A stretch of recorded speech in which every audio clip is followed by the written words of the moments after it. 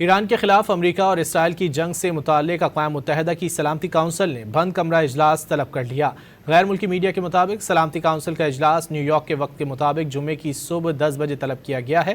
ایران میں شہری تنصیبات پر حملوں کے خلاف روس نے اجلاس بلانے کی درخواست کی تھی۔ ایران کے خلاف امریکہ اور اسرائیل کی جنگ سے متعلق اقوام متحدہ کی سلامتی کونسل نے بند کمرہ اجلاس طلب کر لیا۔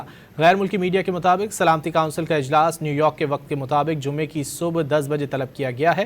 ایران میں شہری تنصیبات پر حملوں کے خلاف روس نے اجلاس بلانے کی درخواست کی تھی۔ ایران کے خلاف امریکہ اور اسرائیل کی جنگ سے متعلق اقوام متحدہ کی سلامتی کونسل نے بند کمرہ اجلاس طلب کر لیا۔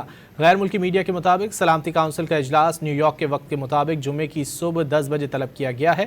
ایران میں شہری تنصیبات پر حملوں کے خلاف روس نے اجلاس بلانے کی درخواست کی تھی۔ ایران کے خلاف امریکہ اور اسرائیل کی جنگ سے متعلق اقوام متحدہ کی سلامتی کونسل نے بند کمرہ اجلاس طلب کر لیا۔